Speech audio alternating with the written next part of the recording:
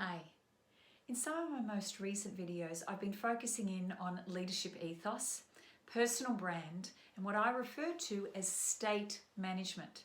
Being in charge of our own physical and psychological state such that we make sure that our intent aligns with our impact.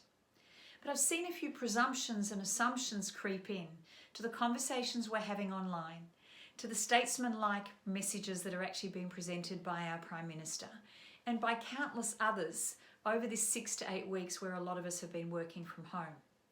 The opinion polls would suggest that people think by and large that the Prime Minister is doing an excellent job, and I'm not here to disagree.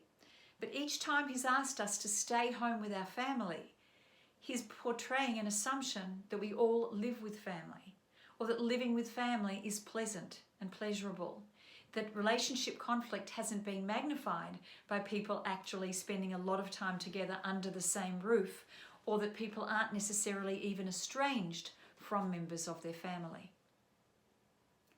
We've seen presumptions from managers who are starting to become frustrated and are telling me that they think their people should be over all of this by now, and that if they've actually adjusted, why haven't their people adjusted? Why are some of them still stuck?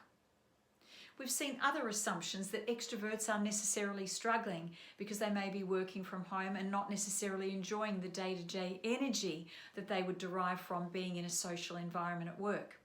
The automatic assumption from many seems to be that introverts are thriving in some sort of ISO nirvana, but that's not necessarily the case for all introverts either.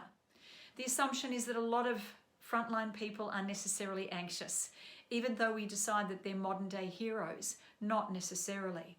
And the assumption is that people will look forward to going back to work, where in fact some people may be anxious at the thought of going back to work. Above all, what we want to do in managing our personal brand and showing ultimately empathy, good judgment and nuanced conversation with other people is that we are being inclusive, we are empathic, we are sensitive, and we're conscious of using the words always and never, and everybody and nobody, because by definition using such absolutist language precludes some people who may not necessarily represent the majority but are just as important as anybody else in their own right. Stay calm, connected and caring. I'll speak to you soon.